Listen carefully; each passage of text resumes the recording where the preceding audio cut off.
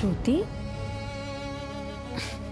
काय ग, झोपली नाहीस अजून?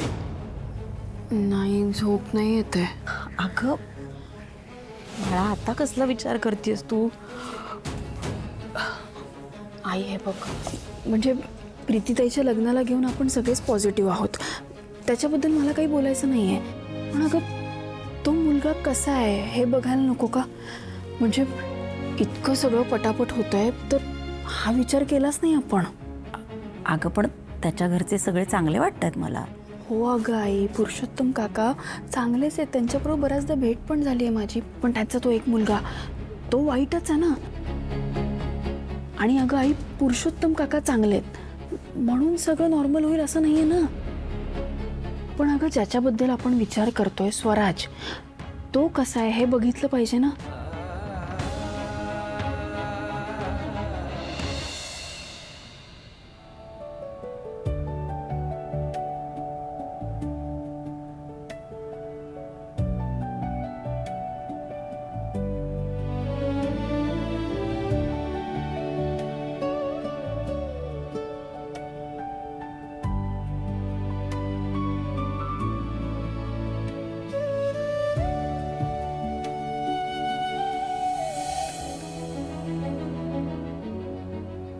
काय ग, काय बोलायचंय का?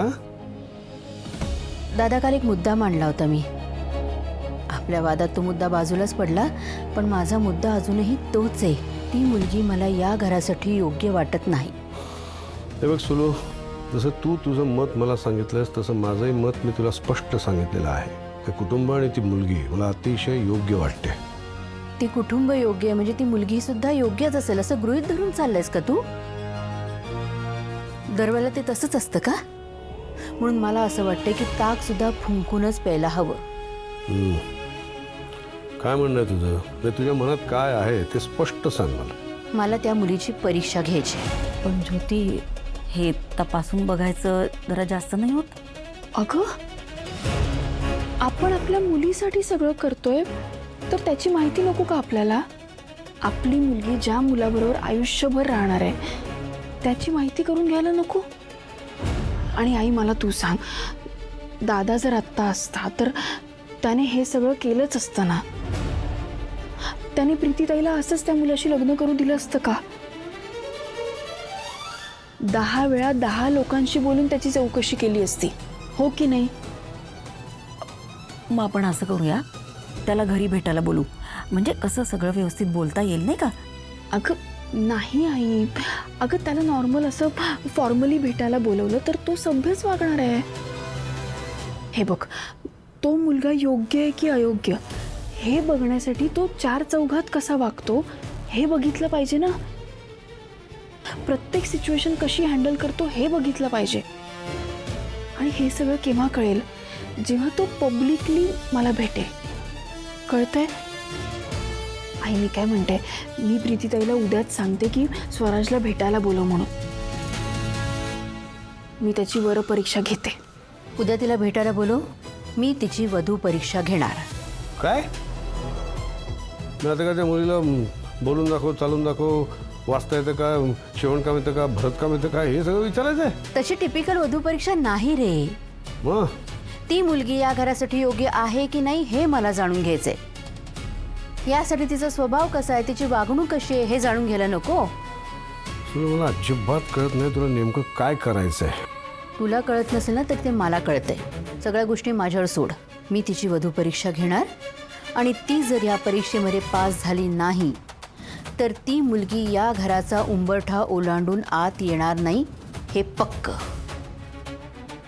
हे लग्न करण्यामागे तिचा विचार काय आहे आणि मुख्य म्हणजे तिचा हेतू काय आहे हे मला जाणून घ्यायचंय. तू म्हणते ते पटतंय मला, पण ज्योती, जे काय करशील ते जरा जपून कर. नाही म्हणजे झालेल्या प्रकरणामुळे 2 कुटुंबामध्ये आधीच तणाव आहे. त्यात तुम्ही चुकून काही बोललात तर तणाव आणखी वाढेल. असं काही करू नका बाई.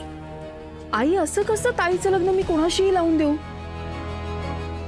मला त्याची वर परीक्षा घ्यायलाच हवी. ठीक आहे, पण जे काय करशील ते बेताने आणि काळजीपूर्वक कर. आपल्याला त्या घराशी संबंध जोडायचे आहेत, तोडायचे नाही आहेत, हे डोक्यात ठेव जरा. हो मी सगळं लक्षात ठेवीन, नको काळजी करू. हां मग नको चिडचिड करू, दिवसभर झाले चिडचिड करून तुझी.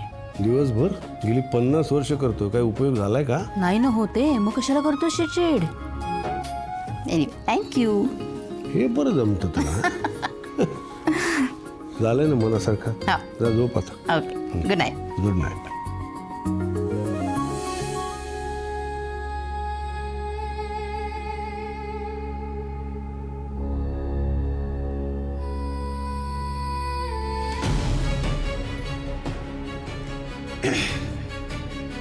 ताई, मी काय म्हणते, त्या स्वराजला फोन करून बोलवून घे ना, आपण भेटून घेऊ त्याला. काय आपण भेटायचंय? ताई हे बघ, तू आता चिडू वगैरे नकोस, पण मी तुला एक गोष्ट क्लिअरच करते. हे बघ, आमचा कुणाचाच या लग्नाला विरोध नाहीये. फक्त तो मुलगा योग्य आहे की नाही इतकंच बघायचंय. आणि हे आईला पण वाटतंय, हो ना? हो, बरोबर बोलते ती. हे बघ, एकदा भेट झाली, बोलणं झालं, स्वभाव कळला की आम्ही पण निश्चिंत होऊ. हवं तर आम्ही कोणी येत नाही, तू सोबत ज्योतीला घेऊन जा, ती बघून घेईल. बघून घेईन म्हणजे? एक मिनिट, तू भेटणार आहेस त्याला आणि काय करणार आहेस? बघून घेईन म्हणजे काय? काय चाललंय नक्की तुझ्या डोक्यात? ताई अगं, तू चुकीचा अर्थ घेऊ नकोस. बघून घेईन म्हणजे भेटून घेऊ ग, बाकी काही नाही. आणि आई म्हणते ना, भेटल्यानंतर स्वभाव कळतात. तर मला एवढंच बघायचंय, तो तुझ्याशी बोलायला वागायला कसा आहे, बाकी काही नाही. का? माझ्यावर विश्वास नाही आहे का?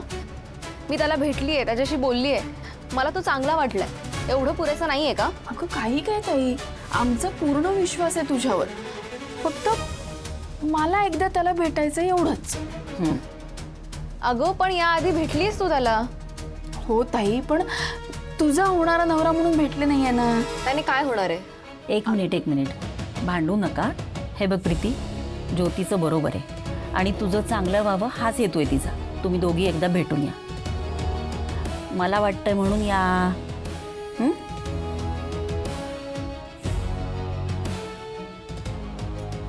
ठीक आहे, बोलते मी त्याच्याशी. हे काय? अगं पोहे तरी खाऊन जा.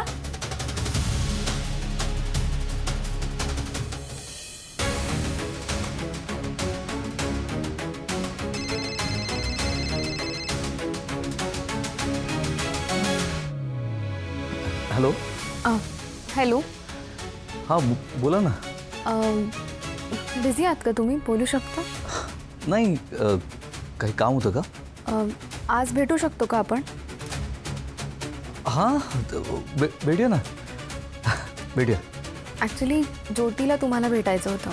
हां म्हणजे तिला बघायचं होतं की तुम्ही माझ्यासाठी नवरा म्हणून योग्य आहात की नाही ते. थोडक्यात तिला परीक्षाच घ्यायची आहे तुमची, म्हणजे वरपरीक्षा.